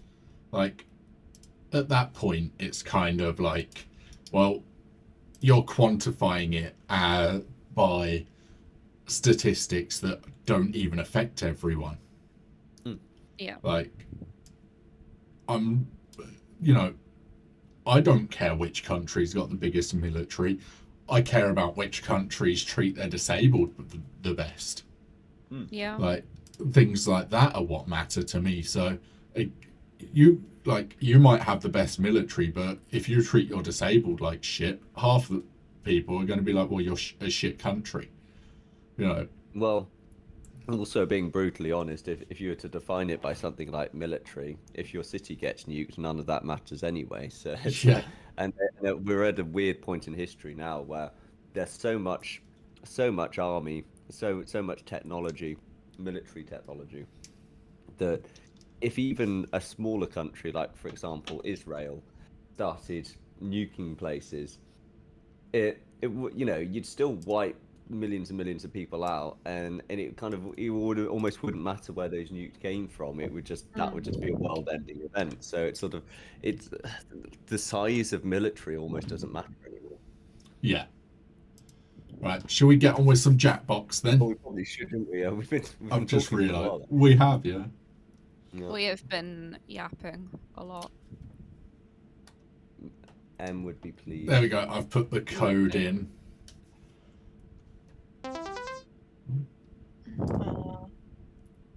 Dugga-doo, dugga-doo, dugga-doo, dugga-doo. I didn't choose the Dugga-doo life. The Dugga-doo life chose me.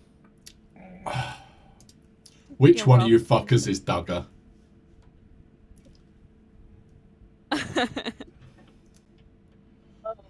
Not Hang me. on. Who's Dugga? Hang on. Who's Do?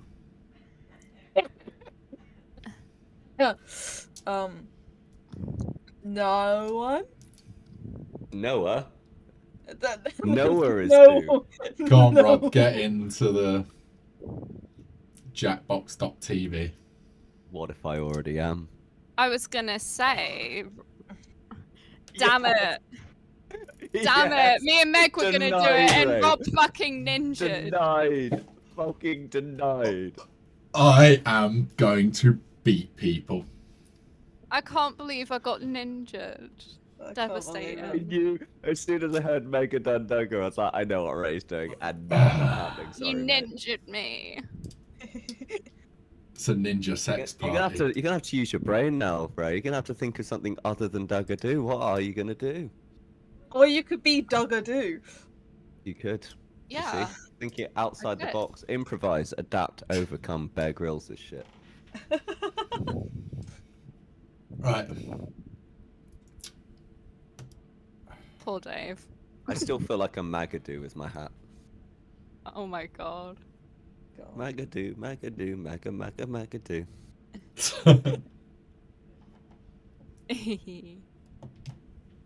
Speaking of, I need to get one of our. Oh, can I advertise the shop? Yes. Is it shop? I can't remember what it is. Is it shop? Let's try think that. it Yeah, is. go buy the Yeah. merch. We have MAGA. I mean, not MAGA hats. Not Mark. I'm the MAGA. Dugga-doo. Dugga-doo. Dugga, Dugga, Dugga. Dugga-doo, dugga-doo, dugga, Dugga, dugga, dugga-doo. Dugga-doo, Dugga-doo, Dugga, Dugga-doo.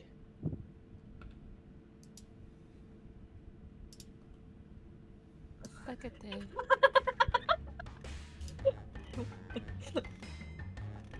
Dugga-doo. Dugga-doo.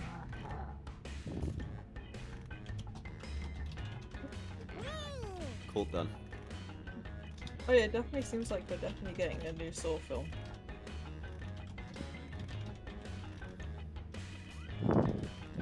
I feel like they're teasing me in this.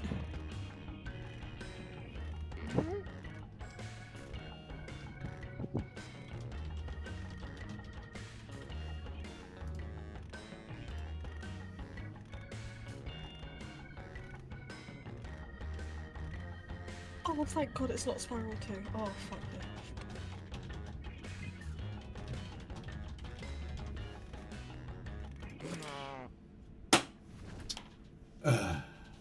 Cool, let's see what's what. Up first, Alvin and the Chipmunks 12. Play. Okay, use your device to pick your It favorite. depends.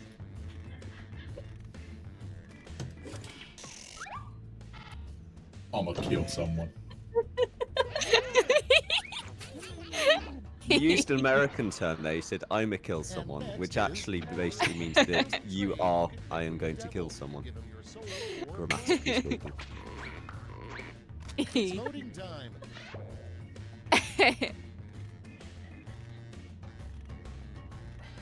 I feel like Dugga-doo is just gonna win everything.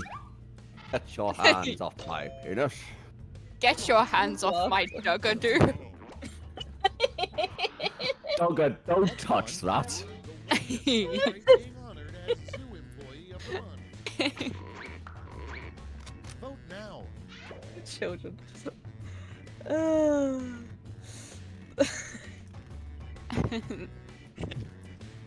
I mean, they're both. Those are both good. Ugh. Do Dave. Okay, next one. Dave, The do. biggest problem with the last Do. Star Wars movie. Do Dave. Oh, Put in your votes. I mean, no comment? Lack of Dugga. Overwhelming surplus of Dugga. Same brain cell, basically.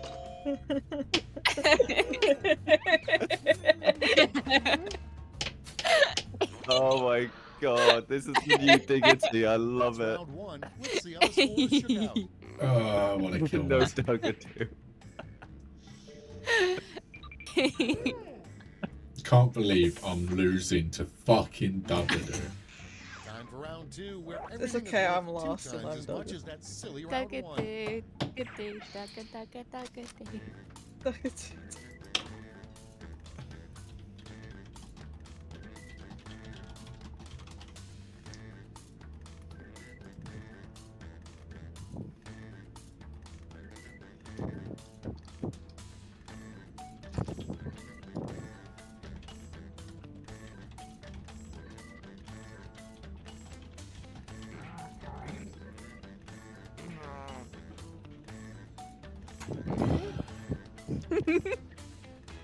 I know what all the answers are gonna be. To be fair, they kind of work. Let's see what we got. Dave's gonna listen to me, I just know it. I'm not gonna live tonight. Your relationship work. No, you're not. Oh Okay, no. voting time. Pick your favorite.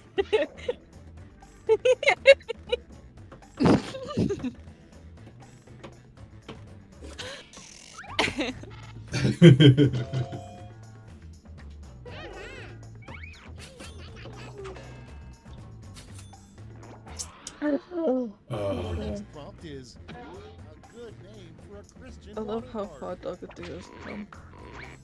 Get to voting. Proud it is ascended.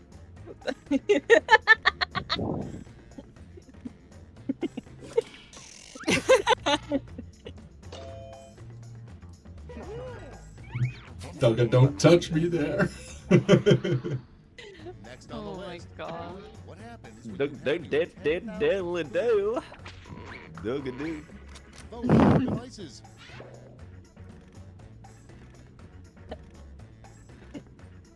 Dugga destroy your ass. How to win, just Dugga everything. Fuck's sake. It I'm is putting just genuinely good funny. answers in as well. But not to I mean, mine were genuinely good anyway. But... Mm. You stick Dugga in and it's just funny. Dugga do you later. That's a good one, to be fair.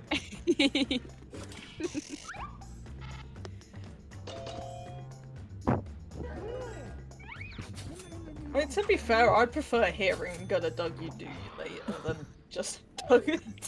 That's it for round two. Let's see those scores. It's like, would I rather go on a date with Dave or Dugga do? Mm. Damn. Questions. Questions. Should rather go with Dugga, dude. Oh god, I just had a No. horrendous thought. I hate my One brain. prompt left, and Oh you're all no. getting Oh it. Do no. divulge. The general Oh, public. oh no. Is that because you got You a shouldn't have vitamin said Dugga it. You shouldn't have deficiency? said anything. Wait, what did you say, Dave? Vitamin Is that D. because you got a vitamin Dugga deficiency? Oh my god.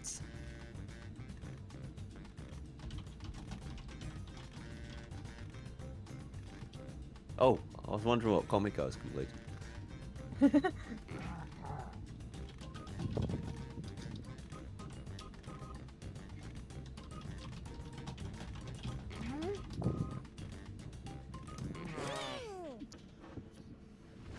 I feel like a lot of these Okay, answers are soak it probably in. going to be similar. In this round, you've got I just two medals to had give that to your feeling. two favorite quips. Don't know why. Choose wisely. Don't do drugs.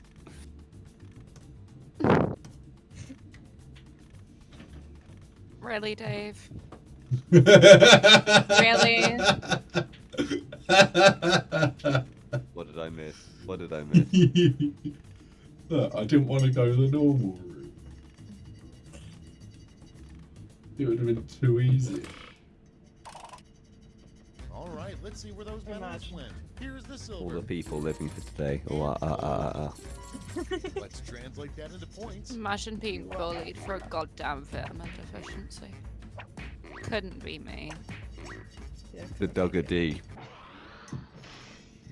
Oh yeah. We're I done. actually Let's got see points. the final scores. I don't care, Dugga do. You Dugga do get points. Yay, Dugga do Dugga wins. We have our winner.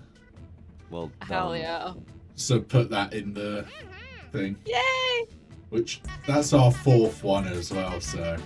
Yippee. Where is our tally? I feel like I should have been doing it and I've not been. Is it in our secret It's just server? in Yeah, it should be in the General general chat. I thought last Is it time was pinned? our fourth. Have we... Yeah, I was gonna say. Oh yeah, I found it. I think. I mean, I found a. I don't think that's up to date. Yeah, I was gonna say, I don't think we've been updating it. We failed. Oopsie. I know we took a break anyway, so. You just Uh-huh. make up random shit. I'm on 23 points. I'm on 39. Of course you are.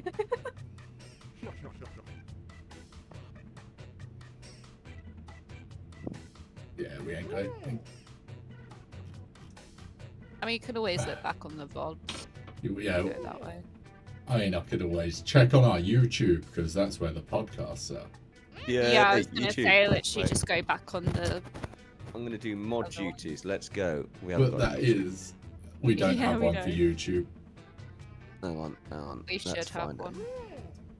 The Dave and Rob podcast. Let's see if I can find it. The Dave and Rob Weekly. Rob and Dave Weekly, isn't it? Yeah. Rob and Dave Weekly. I'm doing a yes. British and not putting my name first. As usual, you come first. Dugga, don't. The fact that Jackbox done the little laughy sound when I said that just made it Even perfect. Jackbox found it funny. Beautiful. Wanna find it, Captain. If we not got it Hang in the. I'll grab it We should quick. probably throw a YouTube link in the bio for the Twitch channel as well. Oh, I Yeah. found Rob and Dave Weekly. Here we go. I'm not subscribed to it. I should Imagine. probably do that. Imagine not there's no subscribe. heaven. Mhm. Right. I have become sub of. There we go. You became a It's just sub, that. huh? I did. Yeah. Well, I was apparently at the start of the show. I became a sub, didn't I? So it's. Oh, you are the continuing. bottomiest of bottoms. Yes. Dave, I you am. say that about everyone. Because you I all am- are. I've lost am- count of how many people are the bottomest of bottom. But Isn't you can have a character bottom from off. Shakespeare? He is, isn't Yeah. he? He's, The donkey. Midsummer Night's Midsummer Dream. Night's Dream. Yeah. Mhm. Mid Dugga's Night's Dream. Damn. Oh, I want. To break free. Duggity. Dugga do. I want to double do myself. Dugga do. Right, have we got Okay. anyone to raid today? Is still live? Yeah. Yeah, Oh, no, she's dead. Nope, she's still streaming Sims. right. We will. Oh, I thought you were asking if she was live. Sorry. Yeah, she's deceased on stream. She literally can't even right now. There we go. We will. She can't even- God. Duggity, Dugga, dugga, dugga, There we go. Right. So let's raid out to Emmy then. And duggity. thanks everyone that come along. It was nice to see you all. Testicles. Massive I'm knuckles. going to go and kill myself now. Have you had a Dugga to time? Dave, you can't say that live on Twitch. Testicles. Why? I'm not someone. Testicles. For Massive fuck's knuckles. sake. I'm just gonna censor Dave Yeah. with that. Testicles. Have fun, everyone. Play safe. Testicles. Ha! I silenced them. I silenced the voices in my head. Mwah.